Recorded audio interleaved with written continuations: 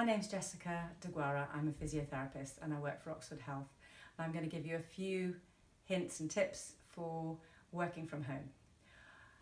First of all, a lot of us have been working from home recently during this COVID period and maybe still are now.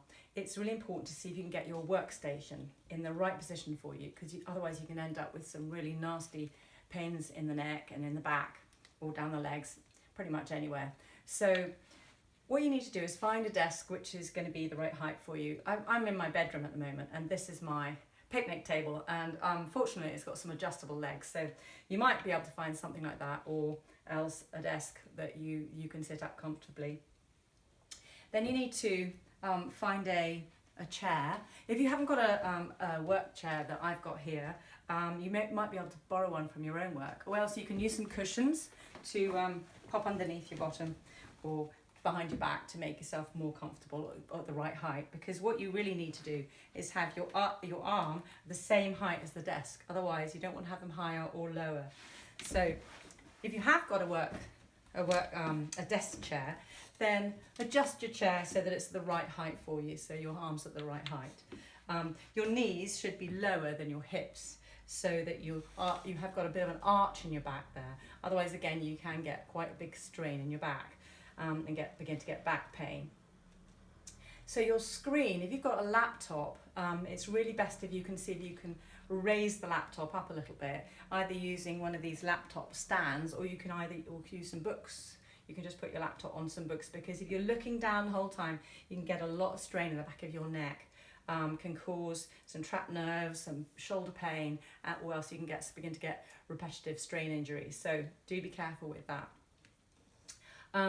If you are going to put it on books, then you will need to have a keyboard. So they're reasonably inexpensive, and hopefully your workplace might be able to provide you with one of those. So therefore you're pretty set up. What I've got as well is a little ergonomic wireless mouse, which is been really fantastic, because your wrist isn't turned all the way around, and that's where you can get a lot of strain in your wrist, in your elbow here, and that can cause a lot of problems like repetitive strain injury, as I've mentioned. So yeah, I would recommend that. It might be something you have to buy for yourself, but this wasn't too expensive, and personally I'd rather have that, spend a little bit of money and not have the pain. So obviously you have some good lighting as well at your desk, and then you're all set to go. Great. Now, the other thing I just want to mention is that you need to take enough breaks when you're sitting at your desk. So just make sure you take a break. About every 20 minutes, just have a stand up, perhaps just change your position, and or maybe go downstairs, upstairs, and take a little bit of exercise as well. You can do a few squats or go out to the garden and have a little breathe, some fresh air.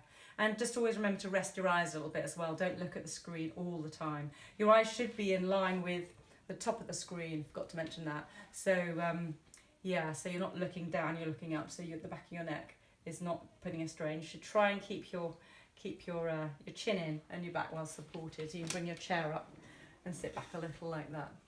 Okay, and just one last thing is you can do a little bit of yoga at your desk as well if you want a little bit of just a little bit of a counterbalance to what you've been doing.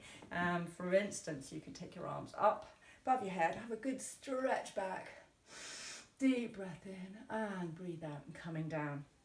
And you can pop your hands on the other side of if you've got arms on your desk, on your chair, breathing in, stretching over, getting a stretch down your side.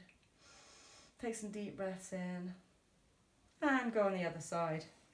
Inhale, exhale, stretching over your head, maybe looking up to your hand and coming back down.